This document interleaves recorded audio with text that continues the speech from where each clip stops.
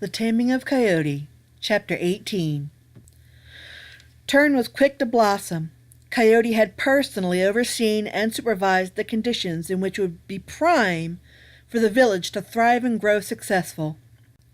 Once the initial village was erected, word had spread quickly of its founding. In a time where things were frightening and uncertain, a tale of this sort lifted the hearts of many. Roads that connected main villages reached out like fingers in order to touch Tern and bring it closer to them. With the road came the immigrants. Therefore, Tern began to grow quite rapidly. It was no wonder that Coyote had bestowed miles and miles upon acres and acres for it. The more people that came to call it home, the more complex and sophisticated the village and its buildings became.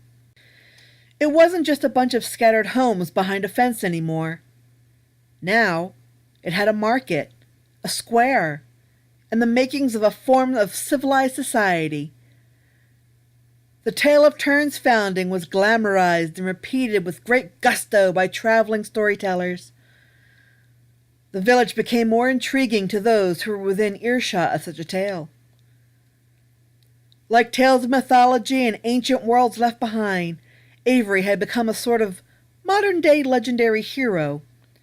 People came from far and near to see him and the coyotes that so peacefully cohabitated among Tern. The crops were abundant and rich with juice and flavor.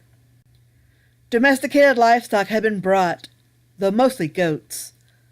Hunting was abundant as well, just as Coyote had promised. The people of Tern were a generous folk. Celebrations were a regular occurrence.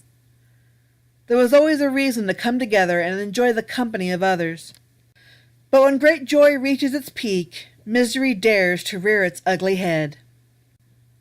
Avery straightened his clothes. He was still a humble and modest man, but it was respectful to his brethren and guests to remain presentable. The side dishes prepared by his wife were finished. Boy, they smelled so good.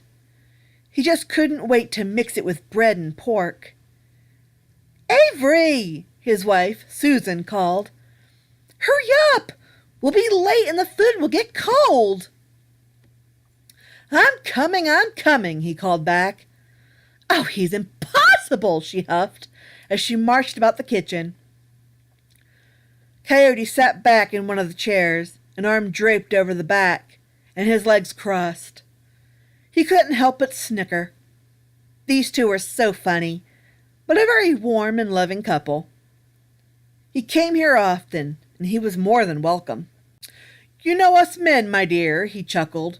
"We are so unreliable." "I don't know how I cope," she sighed. That only made Coyote laugh harder. Her sarcasm and wit were quite sharp. Avery had caught himself a live one. She was easy on the eyes, too. She was a little meaty, but very well proportioned. She was strong, sturdy, and very pretty in the face. Even Coyote had to admire her personality and strength. "You're something else, Susan," he smiled. "Could you help me, Coyote?" "With?" "Could you help me carry this food to the banquet table? Avery's just going to have to catch up." Coyote gave a nod of his head and got to his feet. She casually handed him the dishes as she hummed a little tune. It was an easy load for him to carry. By the time they reached the front step, Avery rushed behind them. "Hey! I said I was coming!" It was a beautiful evening.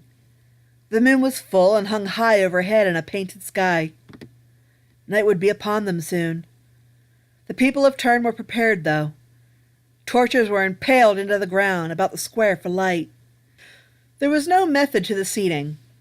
No hierarchy had to be observed. Avery and Susan sat among the other Turnians and guests. Even Coyote blended among them. Everyone had grown used to his presence in one way or another. He made life interesting for the guests, the residents, and especially the children. Well into the feast, a howl came from the woods. The chewing slowed to a halt as eyes raised. Coyote perked. The howls came in numbers now. All eyes fell on him.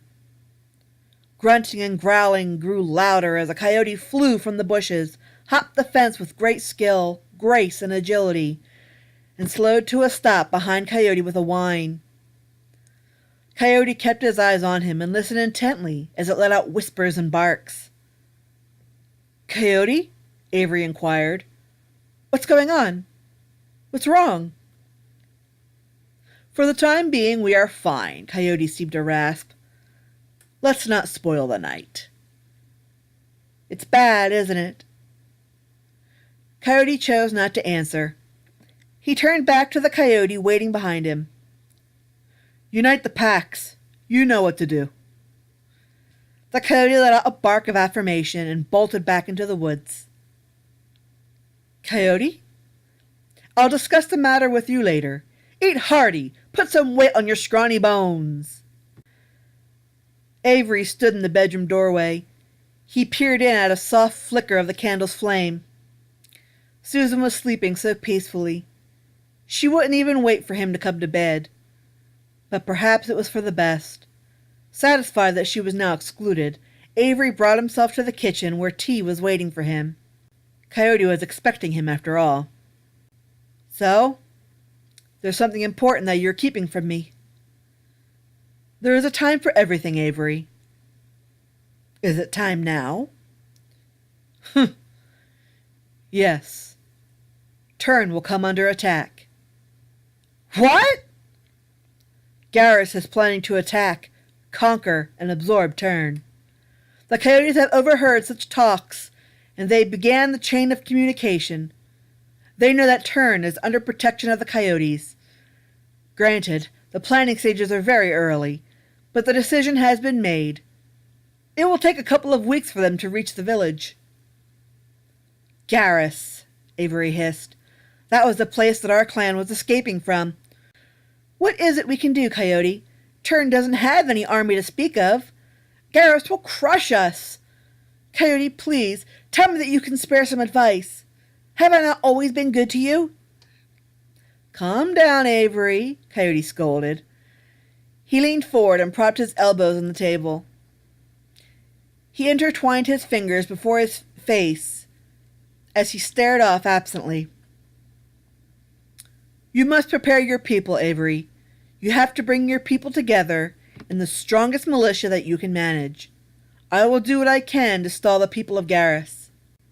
"You are so generous and selfless," Avery frowned. "You are my friend," Coyote stated. "Friends are like family. My family is my pack. So long as you are a part of that pack, I am both obligated and honored to look after you." "Thank you, Coyote. My friend." The people of Turn were not known for their battle skills. Still, desperate times called for desperate measures. While they trained, Coyote had taken to the woods. His absence was unnerving on the one hand. On the other, it meant that he was out on the front line. The people of Garrus were numerous. They also had great military skill. Avery was right. No matter how much Turn prepared, Garrus's forces would crush them. There was only one way to give them even a prayer of a chance. The numbers would have to be reduced. Turn couldn't do it, but Coyote's forces could. And that was the plan. So precise the forces they came. The stomp of marching men and thunder of clopping hoofs from horses rumbled through the woods. The ground trembled slightly. The critters took to retreat. Not all the woodland creatures chose to retreat. Hidden in every crevice was an army of another sort. They had been hard at work all night in preparation for the humans. Coyote sat on his haunches upon a fallen tree, against a rock, and on a hill. It was a perfect lookout point. "Soon," he said aloud.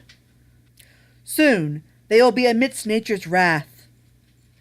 He squeaked out a sort of giddy laugh.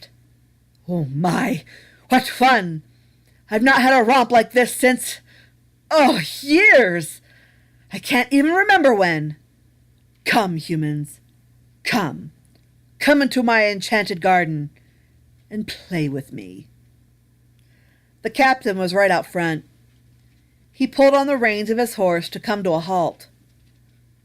A bristled coyote stood smack in the center of their path. He was a bit miffed and puzzled by this. It was very uncommon coyote behavior. The coyote studied as many as he could see. Yes, it was for certain. The cavalry had to go. In one swift movement, she lunged at the horse. It reared in panic, dismounting its rider. The other horses began to shuffle about, trapped amongst each other. Other coyotes sprung from the shadows. A few rushed about through the legs of the horses and intentionally spooked them. On the outer flanks, coyotes bit and snapped at the equine ankles. The result was dangerous, yet successful. Chaos ensued. Horses dismounted their riders. Those that remained were helpless as their steeds bolted blindly back into the woods. The panicked animals took some of the foot soldiers out. The battle hadn't even begun, and already injuries and a few casualties had occurred. The coyotes were wily and tricky. They slipped in and out of the ranks to break them up. The weapons were of no use. Too many opponents fought with a skill far underestimated by Garrus. Whenever a man came too close to landing an attack, it seemed a tree, or rock, or a bush suddenly interrupted. At one point, a band of 5 foot soldiers chased after one coyote, unaware of the trap laid for them. The coyotes passed by 3 others holding a branch. As the men came, they released the branch. That branch knocked down all 5 men at once. From his perch, Coyote rolled with laughter. He was enjoying this play. He had not yet begun to fight. The ranks were being spread out and weakened. Some army. But despite the hidden holes, enchanted trees, and renegade rocks, fun was fun.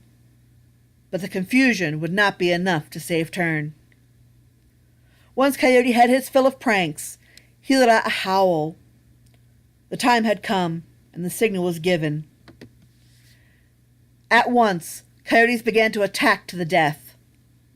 However, only those that were separated were vulnerable. So long as they could herd the men aside, the numbers would be reduced. Coyote watched from his perch. Everything seemed to go well, and as according to plan. The cavalry was down, and the brigade of foot soldiers was beginning to dwindle. The coyotes couldn't defeat them all, but they had made a very significant dent in the ranks.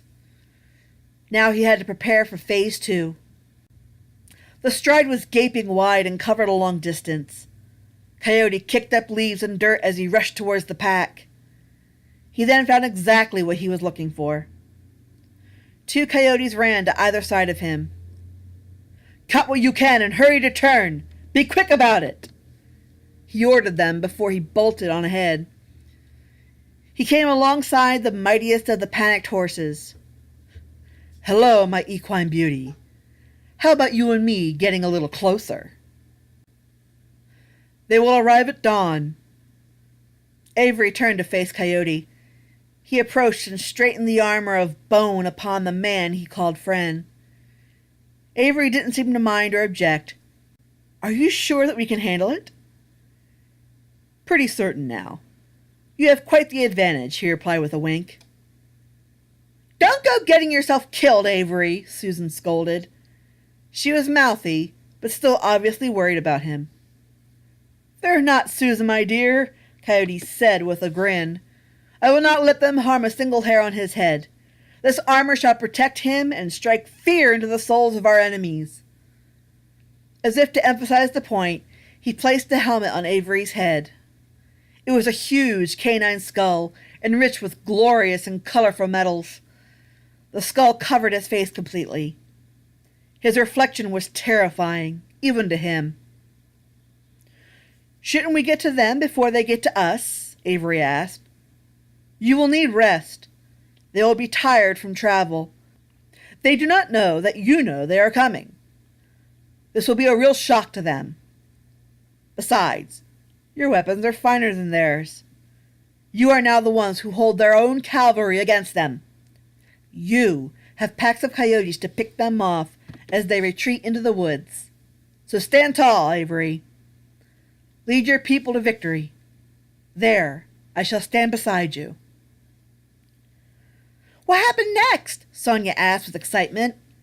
Coyote couldn't help but laugh as she bounced on the mattress.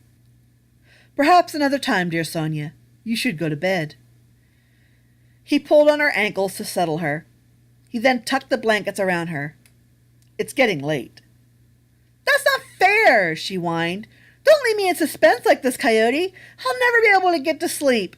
Tell me more, please." That pleading behavior was so cute and charming. How could he possibly resist that voice or those darling puppy eyes? "Oh, very well. I will finish the story. But afterwards, you get right down to sleep, understand?" "Yay!" she cheered as he cleared his throat to continue. The sky was beginning to turn purple. The dawn was coming, and daylight would be upon them soon. Ghostly howls echoed for miles as the people of Turn made ready. Armor donned, weapons drawn, they were ready. A white horse with a gray mane and tail clopped with a graceful gait before the crowd of men. The salt and pepper equine was the majestic steed of Avery Turn himself. It too was armored about the shins, shoulders, back, hindquarters, neck, and head. It appeared to be Kieran-like, half unicorn and half dragon. Another armored horse, this one a dark chocolate in color, trotted nearby. This one was hoisting Coyote, who appeared fiercer than any man. There were about 3 other horses in the ranks, and they shifted with anticipation under their riders. How they could taste the order. "How close are they?" Avery asked. "You will see the flicker of their torches any minute. They are angry, and the morale has dropped considerably. When you see the torches, move out." Tension was thick as every muscle in Turn locked tight. Every second felt like an eternity. The world moved about in slow motion to the point where it almost stopped altogether. Finally the flicker appeared. Avery raised his sword. "Sally forth!" he cried, before letting out a howl of a battle cry. Like a swarm of bees, the fighters flew from Turn, howling aggressively. No doubt about it, it caught Garrus totally by surprise. Turn knew they were coming, and they had an army, however small, formed to greet them. They were a terrifying sight to behold.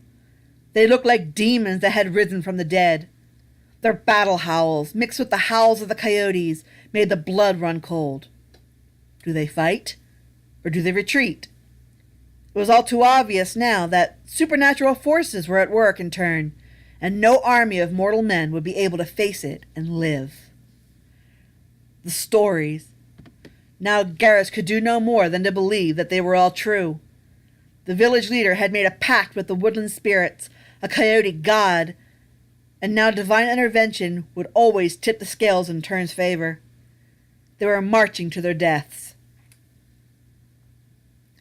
A pause came over the clearing between Turn and the woods. Finally, the order was given. The army of Garrus turned on their heels and made a swift retreat back towards the woods. Some never made it.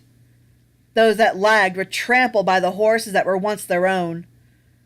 Those missed by the hooves attempted to fight back, only to be cut down by the cavalry with ease. Little did the army of Garrus realize that they had already marched to their deaths the moment they had set forth on their mission. No one will return to the enemy village alive. "Oh, wow!" Sonia cheered. "No one ever told me that story before." Coyote patted her head and tried to calm her once again. Again, he tucked her in. "Why would Turn tell you that? It would contradict that woodland devil nonsense. Rather than acknowledge the good and the bad, Turn has chosen the path of ignorance. They ignore their heritage, their history. They have lost that which has made Turn great." Sonia took hold of Coyote's hand in both of her own. His soft smile showed that this pleased him. "Coyote, tell me another story." I have kept my promise, Sonia, he chuckled. Now, you will save more stories for another time. It's time for you to get some sleep. Aw, she whined as he proceeded to leave her. Ezra let out a whine as well, which caught Coyote's attention. You go to bed too, Ezra. With that, the juvenile coyote lowered himself with a grumble.